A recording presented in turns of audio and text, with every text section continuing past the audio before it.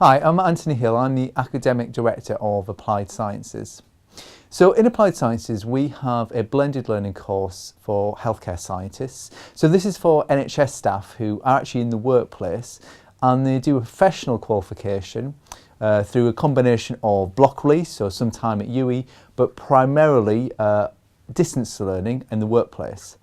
Now, for a professional course like this to really successfully work, the key period is when they're back in the workplace, when they're not physically coming to the university. So it's absolutely essential that we build that cohort identity and the feel. So as part of the essential element of this is Blackboard Collaborate.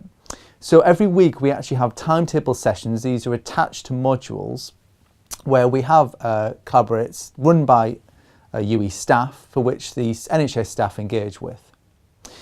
So the key element about this is it's not designed to be lectures, so it's not designed to be people, UE staff, talking through material. It's really about engaging with students and working interactive with them to understand the material. So the process is that the students will actually have some recorded lecture or some interactive material that they've gone through in advance, and we spend the webinars running through that material, talking through them, going over the ideas. So for example, for some of the ones I run, which is more mathematically based, we actually look at specifically at problems, and we share on the whiteboard and we run through problems and we work on it together. So I'll maybe lead, but the students will engage and will support that as well.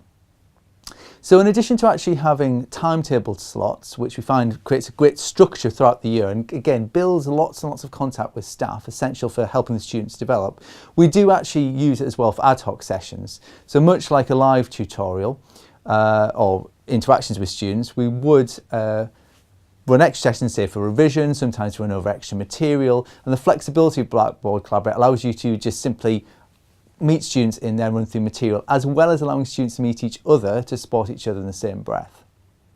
So as part of the process of getting both students and staff used to collaborate, in their first ever block release, so this is their first engagement with the university from a teaching point of view, they physically come into the university for a few days, we do sit with them with Collaborate to show them how it works, to have a bit of a play with how it functions, to understand it.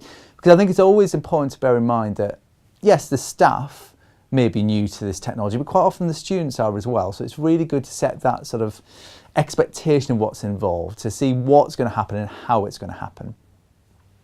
So when it comes to thinking through some great tips to do with Collaborate, I think one of the key ones is remember to press record. The amount of times that staff are reminded about this by the students is quite important, again setting that expectation.